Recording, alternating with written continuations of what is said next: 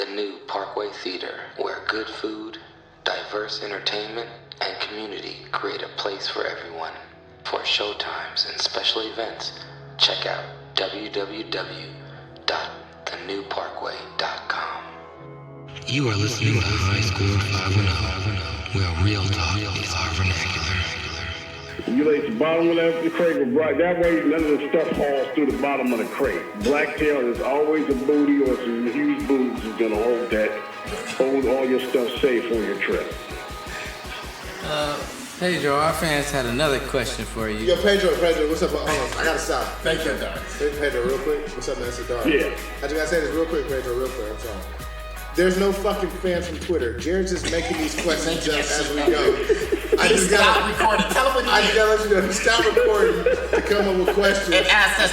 We got some questions. He said over here, he text messaged like 5 people, and then all of a sudden, he said, Pedro, I got questions from Twitter. He's not looking at anything. There's nothing he has. He didn't write down anything. Pedro, this is all a block.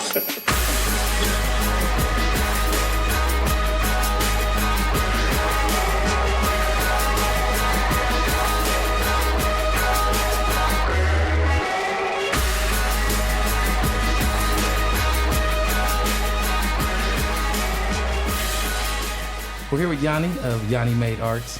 You can catch him at yanimade.com or at you can email him. This is your email here and the Instagram and the Twitter is yanimade_art is Instagram and Twitter. And yeah, you guys should definitely check him out.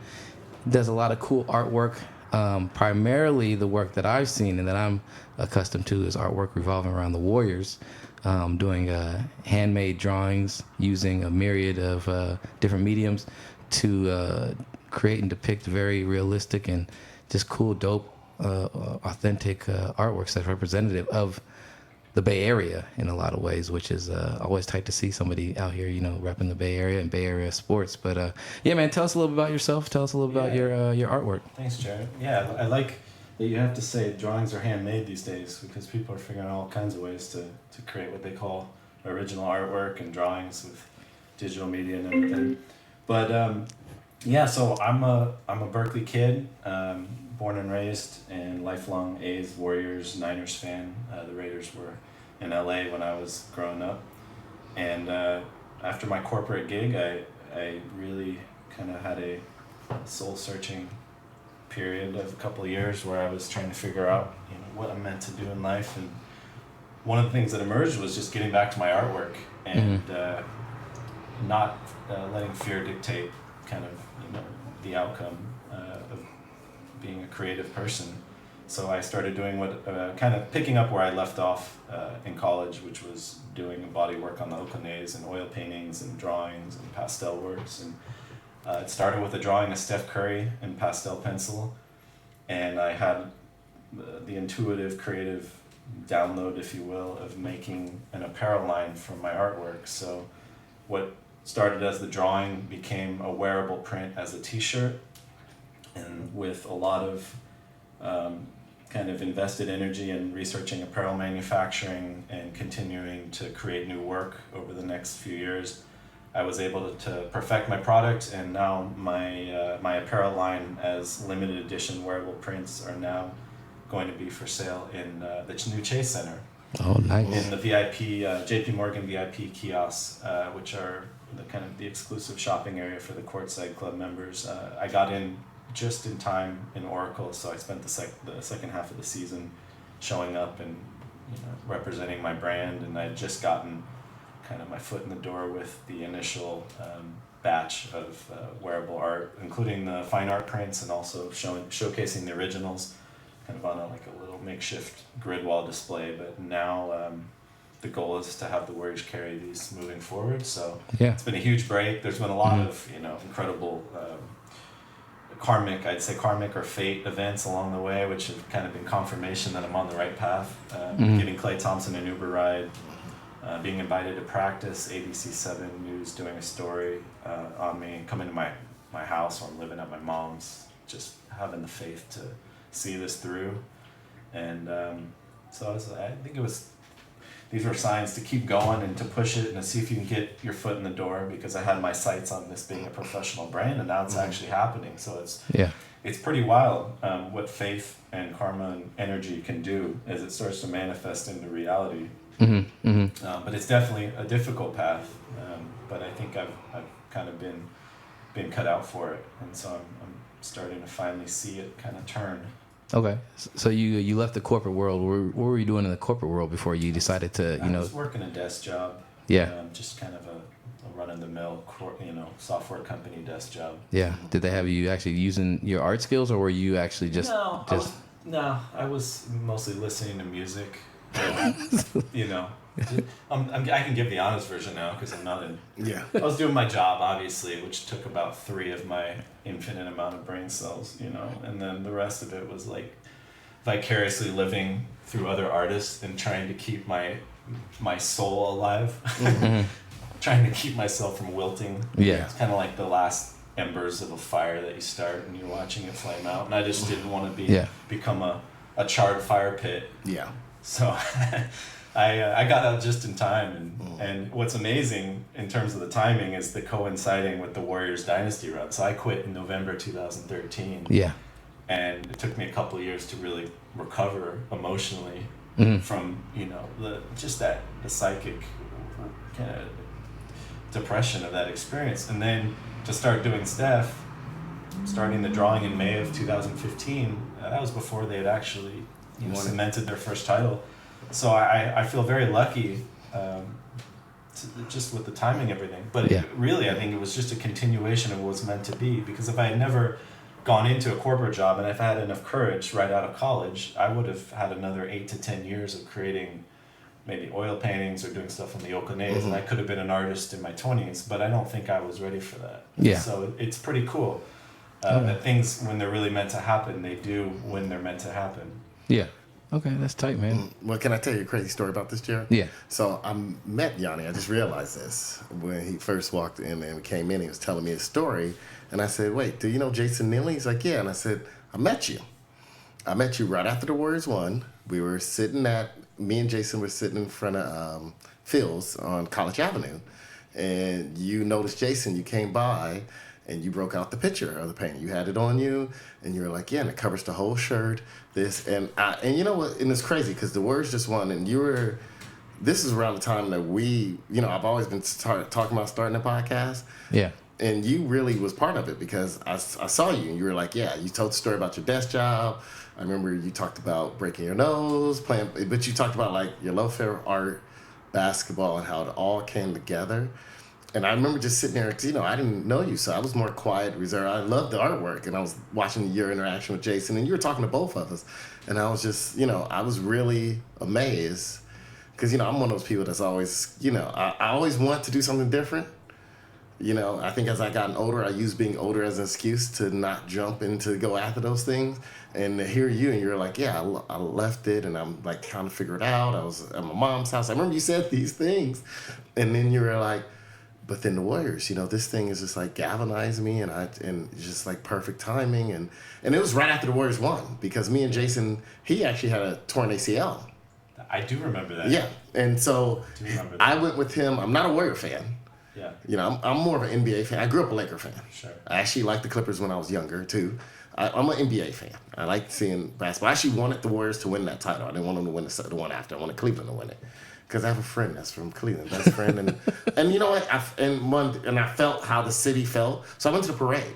That feeling that I saw the Warriors feel, I wanted Cleveland fans to feel that same. Because I posted a picture on Instagram, and the Cleveland fans, like several Cleveland fans, was like, "Great picture, congratulations, hopefully we won that." I mean, just the nicest people. And I was like, I want them to win one. But I'm going back to you, and I was like, wow, and it's just hearing you, and then so to hear where you are now, to be there, to hear where you were in the beginning, and to, hear about the process and everything you went through to get to where you are now. I'm very touched. Very great story. I appreciate that. Yeah, when you make something your business, when you make your creative passion, and it incorporates fandom, which is your childhood and your emotional attachment to the teams that you follow, and then you make a business out of it. There's an interesting, there's elements that you have to kind of reconcile because your business is your means of survival.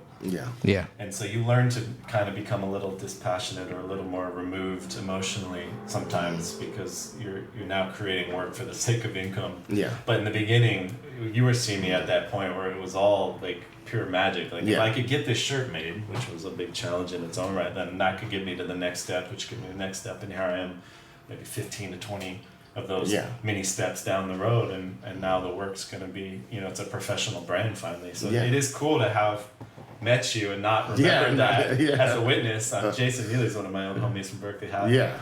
So that's really cool because I think when people that see it from the beginning appreciate what goes into getting there, and even I didn't know and still don't really know how much it will take to really realize its full potential. But it feels good to have that witness, definitely. Yeah. All right. Well. And see, and I'm glad you're here because I'm glad you're here as a true Warriors fan. Because a lot of people don't know this, Yanni. When you grew up in LA, like I always tell people this, people you'd be like, "Oh man, you must hate that the Warriors are winning." I'm like, you don't understand. Most LA fans, even during Laker dynasties, like the Warriors. My dad was a Warrior. First Laker game I ever went to, Lakers versus Warriors. Chris Webber's rookie year. A friend of mine, dad was like a CPA. Some client of his gave him like seats up front. It was amazing. Me and 3 other friends from high school. That was the first Laker game I went to. No, it might be the second. First Laker game I went to was after Magic Johnson retired from having AIDS and the tickets got cheap. Everybody they would just give them away. So me and my dad went twice. Like, man, we get some cheap tickets. We got some cheap tickets. Sat next to Alfonso Ribeiro. What was he doing to Carlton? Man, he got mad because I kept calling him Carlton. And he was with some lady and I kept calling Carlton. And Back then there was so much confusion around AIDS. They probably thought the tickets had AIDS. They probably did. Like, oh man, these tickets got AIDS. I gotta get rid of this. Gave it to us with gloves on. It's like, You're right about that. Yeah, one of them Kevin Spacey hazmat suits from Outbreak. Exactly. Between that and Michael Douglas, blaming Catherine Zeta-Jones for his HPV, it's like, man. Mike Douglas. Oh, Mike Douglas used to make me boy. I admit, the only white man to ever do this. See, you need that sound. I got that sound, but I just don't know what color it is. That's classic. That is classic. And I love watching Sunday. Sunday was my day, right? Like, when everybody else, all my friends like, oh, you watch the Laker game?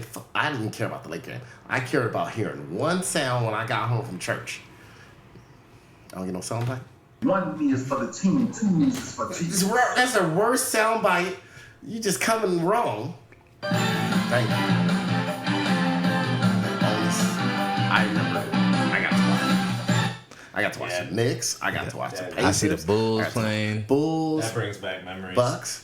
Yeah. I see the Lakers playing. And to me, Durant killed that. He killed it. He killed it personally. Yeah, the greatest. This is the hypocrisy of the whole super team or the dynasty, situation when you have these periods where the NBA or NFL team or MLB team gets real dominant for over a 3 to 5 year stretch, and you get all the haters just say there's no competitive balance, and they want to just hate, and say we can't stand this team because their team's not in it, so they just want to hate. Same thing that the rest of the NBA fans were saying when Jordan was in it for 3 years and then 2 years off and then another 3 years. I mean, the amount of work that goes into not just physical energy, but emotional, mental energy to make a playoff run, to go deep in the playoffs, and then to do what they did where Chris Paul, pulls his hammy and goes out in games. It's not easy to get to a finals and win it. I think Westbrook plays a little bit out of control. And he does. I don't think he's efficient. I said it's his greatest enemy. Yeah, but these are the Westbrook apologists that compliment him and want to detract from Durant and other guys in that what we call the elite level in the league. I mean, that's what sets you apart. Your management of your energy, your pace of play, your efficiency. These are all things that set players apart from being really good and great. And Steph and KD are efficient players.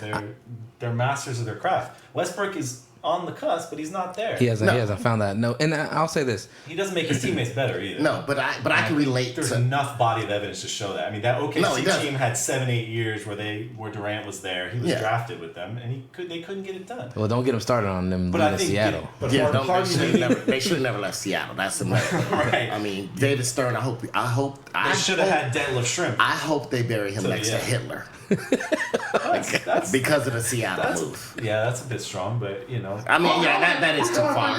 That is too far. That's too far. But that's just I just want people to feel how much I'm angry at that move. Yeah. Because people don't realize the NBA owned who are now the Pelicans. The NBA owned that team, right. And it was like it's a disaster. It's still a disaster in New Orleans, and it's like they just played one full season in the next year they played half. Move them. They up for sale, and that owner, they sold it to the owner who is a billionaire out of Oklahoma, who said he wanted a team in Oklahoma. Don't give him permission to buy Seattle. Seattle's a hotbed for basketball. Like I said, I'm an NBA fan.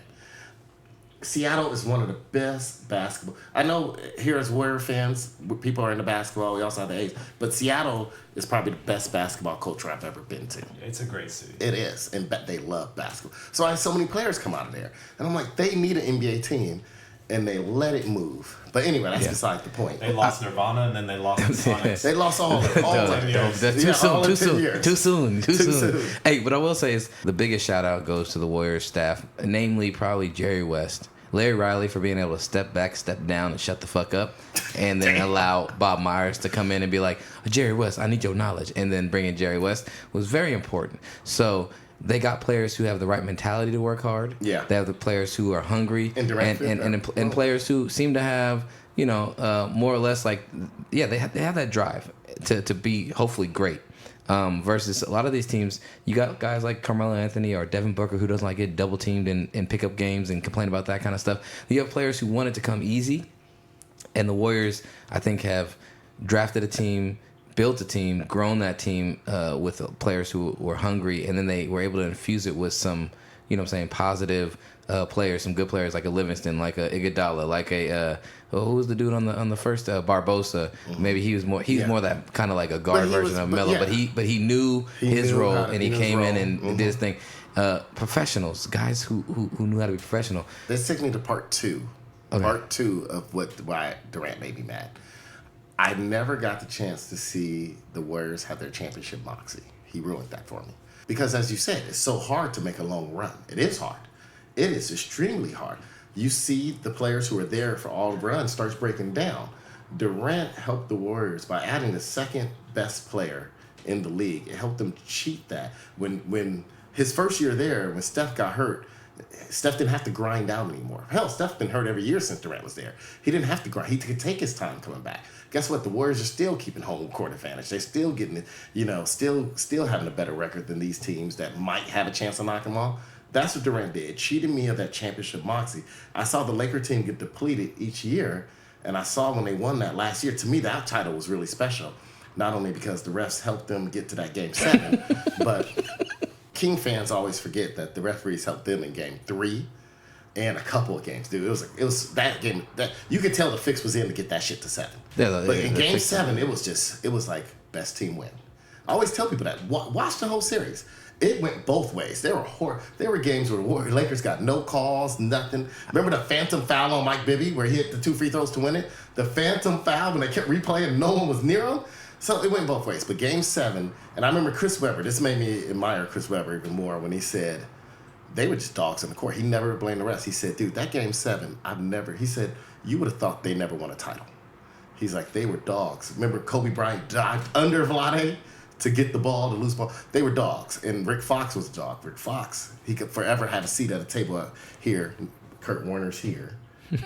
Kurt Warner has the head Warner seat has the at head. the table. Rick Fox is sit about right here. Because They got a dog! Because of what Rick Fox did. And I wanted to see the core team that's there. Iguodala, Levison, Steph. I want to see them grinding, hurt, dig deep, and say, let's do it. If you're that good, I want to see it in here. Yeah, but you can't criticize a team for being great. No, I don't criticize the team. Yeah, that's the thing. I criticize Durant, not the team. The team. It's the same thing. He's part of the team. It's trying to isolate. It's like trying to isolate, like an arm from a body. It's like, let's talk about this arm. Like it's attached. I'm not gonna go that far because my right arm don't make more money than my left arm. They both create the equal amount. Yeah, but the team that's the thing. There's always these individualistic arguments in sports media about one guy, but when it comes to being a team, that's ultimately what we're looking at. They were a great team, I will admit, but I wanted to see it because it also it drove me when I saw the Yankees win that. Remember, Yankees had their run with Jeter and all that, but then there was a gap where they kept winning, but you could tell they weren't the same team. And then you saw Rivera that last year when A-Rod finally, Kate Hudson blessed A-Rod with whatever she got to get him to play well in the playoffs, right? Well, I think he had to serve some suspensions first, right? Yeah, he had to serve suspension. It was a mixture of Kate Hudson and his cousin in Miami. The reason why the Yankees didn't win from 2002 to 2008 is because I jinxed them. You jinxed them? Yeah, it was the curse of the Giambi. Oh, the Giambi. Yeah, so once Giambi left, I was like, well, they're not going to win. And they didn't until he was gone. Until he was gone. 2009, they beat the Phillies. Once he stopped doing them Gillette commercials. well, then maybe I cursed the Warriors this last year because I was pissed. Hey, I agree with Aaron though in that we didn't get to see that. We didn't get to see cheated. that. You feel cheated. I wouldn't say it's cheating because no, it was just kind of it was a cool conventional free agency. It was a cool conventional team championship in hierarchy in the NBA where the best team got that much better, and it was crazy to see. I was like, oh, they're gonna go meet KD. I've never ever seen that in sports. I was like, that's tight. Like they just lost the title. They need to maybe make some tough decisions. Do you bring back the same group with HB? I would have liked to seen that group just stay together. I've never ever seen that in my history of sports. But I was like, go ahead and get KD if you can, or see if you can. Brown. And when he signed with him, I was like, did they really just pull this off? I was like, okay. I was like, now they're gonna solidify themselves as the best team in the NBA. It's not up for debate. And I was like, as a fan, I'm happy. As somebody who is wanting to see parity in the sport, I think that's a big thing for you, Aaron. That's why you like the NFL so much. You like football. I like the NFL. It's parity in that year to year, it's a challenge. Year to year, there's new dark horses emerging. Year to year, there's teams that are legit threats every year. And once KD came to the Warriors, it was like that's over for at least the next two seasons, maybe three. Which for me as a fan, I'm like, great. I'm down to see. I've been watching so many bad basketball seasons. I remember I was tying my hopes to Larry Hughes and Vonteego Cummings, Aaron.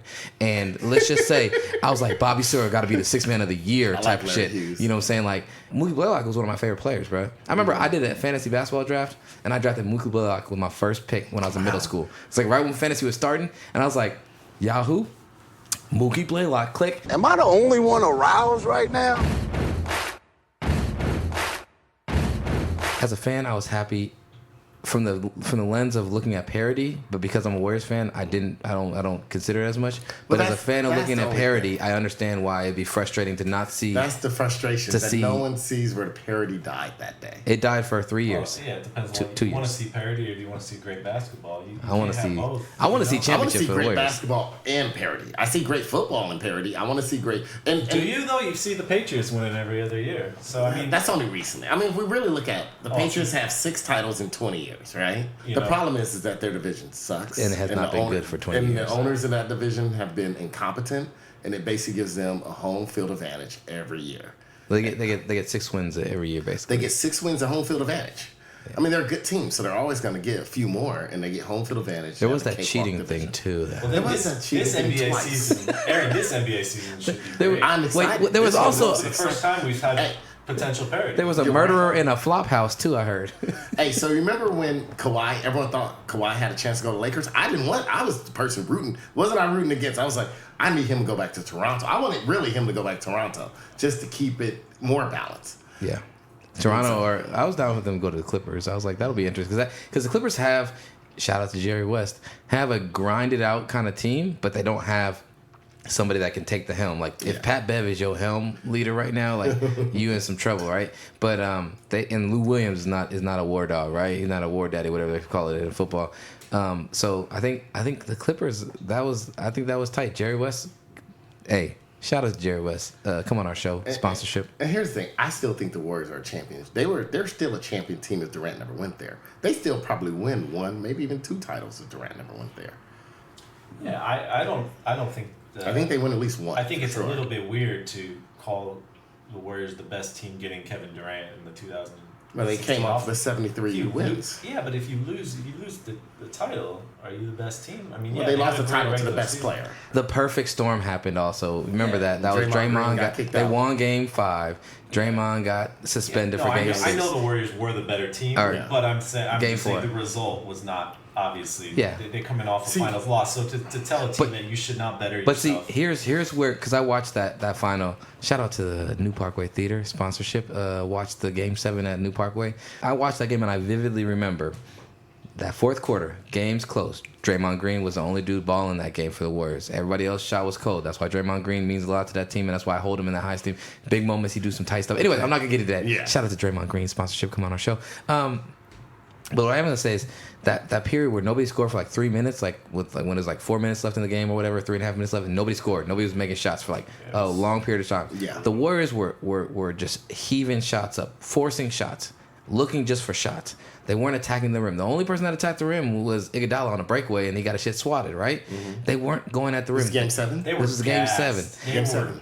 They were gassed, but they weren't. They weren't. gassed. And I was like, I do, along with the lines Aaron was saying, it's like, I want to see how they come back from this loss. After they lost, I was like, they need to learn how to attack the rim better. They need to learn how to find ways of running plays to get that mid-range jumper, a la, you know what I'm saying, my boy with the mask from Detroit basketball, my boy Rip Hamilton. You know what I'm saying, like the art of the mid-range. Like, I was like, Steph and Clay are dominant shooters. Yeah, they shot no if we mid-range get them shots. wide open mid-range shots, they would hit those, but they kept settling for threes that whole time. Remember, Steph had the knee injury. He was, you know, He was about half of himself. I He understand never that. blamed. He Yeah. never made excuses. No, they but don't, and if that's- you remember. I mean, he had to come back real time from a pretty serious knee Yeah, he injury. sprained his during MCL. the play- Yeah. during the playoffs. And that's why I give him. play high leverage stress minutes. That's why I give him credit for being in that position.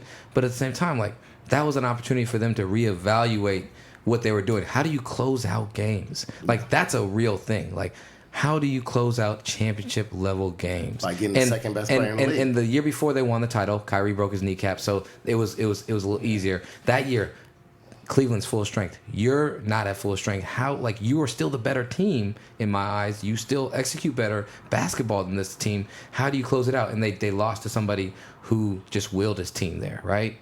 And Kyrie made a big time shot. But then it was like next season they got KD, so it was all a moot point. But I was really excited to see how are they going to learn to win those tight games like that. Are they going to learn that, you know what I'm saying, let's work on, and Steph has worked on attacking the rim more and being more aggressive, so I give him credit for that.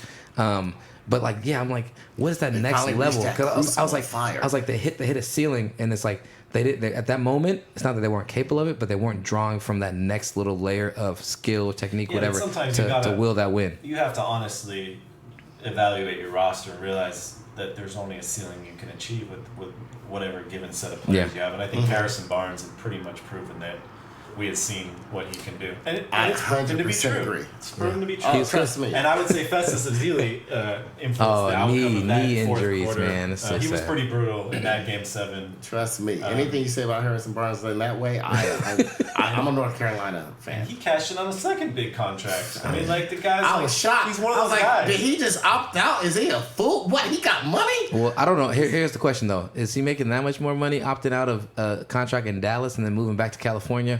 Well, he already was in California. They traded him to Sacramento. And then he opted out of the contract and got a bigger contract. But to play in California. That didn't deserve. It didn't. But you got to think about the income tax. That's why they probably like, hey man, if I'm gonna stay here and play here, He's still making more money. He's one of those few guys that can do the voodoo on the GM and the ownership I don't know that how. somehow it gets them he's to, a sweet like, guy. He's a nice He's a guy. nice- He's I like super. him. I think that's the reason why, like with Westbrook, that's the reason why Harrison Barnes never was the next Jordan, as people were calling him. Like, he's the next Jordan. Like, they're hyping about high school, like he's Jordan, whatever. Well, he had the body, he had the athletic ability. Yeah, but he didn't have that didn't have Westbrook that- dog in yeah, him, he like had the where. dog in him. And granted, that's probably allowed him to be a good pro and sustain his career in this way. Yeah. But it's like one of those things He's where like Marvin Williams. if he was another if he's a little bit target. a little bit more hard ass and like I'm the man, like because even at UNC when he was the best player on that team and they were all like the physical he is gifts, the but he best just player. Never, like, He be didn't like, take "Give me the over. ball." He never didn't took over, ever yeah. do that. And so I think that's why it's interesting to think about like the mentalities of players with their talent.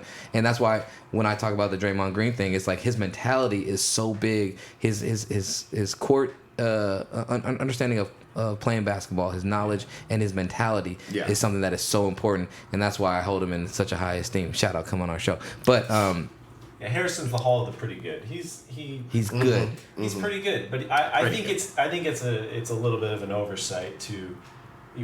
Let's say each season is really like its own episode in a long series, right? Especially when you have a team that has a sustained amount of brilliance like the Warriors. But just because of the way you finish one season, there's no guarantees in the next season. No. I think it's foolish to It is. to like have revisionist history and say that team coming back as the same team for the next season would have been, a continuation of the previous season. They would have been in a position to be in an NBA championship in a championship. No, I don't think. I don't think that following year without KD would have. I think they would have gotten knocked out in the playoffs. You think if so? I had to play that out in my mind, yeah, because it's kind of like what some of the great GMs and coaches say: if you're not going forward, you're going backwards, and a lot can happen in a year, as we see with the Rockets and Chris Paul and. Or Klay Thompson tearing his ACL. So It's injuries the can happen. difference between some great players getting one championship in their career and never getting one, like Barkley. Like Barkley was 1 year late to the Rockets or 1 year early. If Jordan didn't retire, the Rockets are still winning those titles.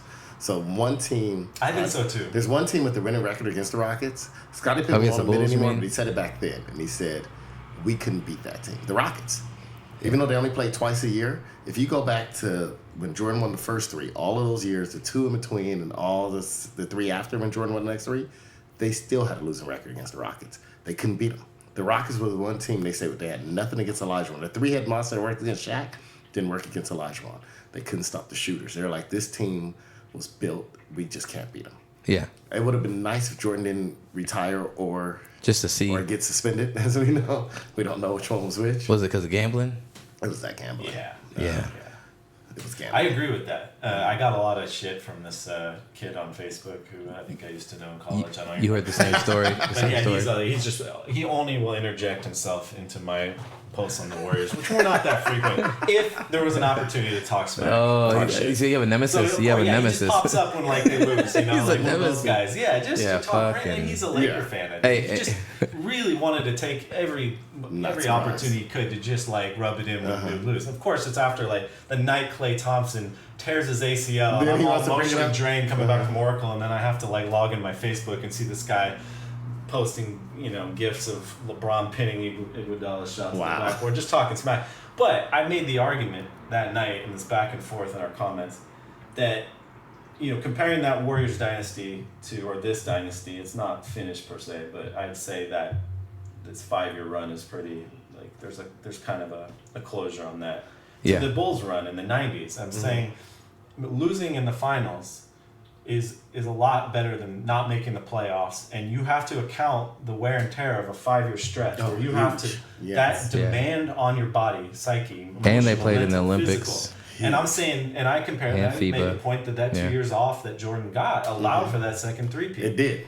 There's Yeah. no way he's going 8 No. years in a row. No way. No way. So if, like you said, if they lose to the Rockets in 94 or 95 and they make it to the finals, that's going to affect the That's gonna affect the 96, next 3 97, years, 98 year. They barely got by the Jazz. They did. I mean, Yeah. Jordan was on fumes those He last was. 2 He years. was. Yeah. Stockton Malone could have easily been Scottie champions. Pippen missed a lot of games in one of those last years. My boy Steve So, Kerr hitting it- them jumpers. Sometimes it's just how we look Brian at Russell It getting is. in pushed terms of around. legacy and championships, and there's a little more nuanced. No, there is, and that's like going back to the question that I asked earlier about Draymond. Like the temporal component of it, we take for granted, but there is so much about the moment that is so important. But you heard the same theory about Jordan being suspended in that. Oh yeah. I think it was David Stern essentially asked him to walk away, just to go away, and Just to go away, let yeah. things clear out. What was the actual allegations? Was he betting on the games? He, you know what the problem is?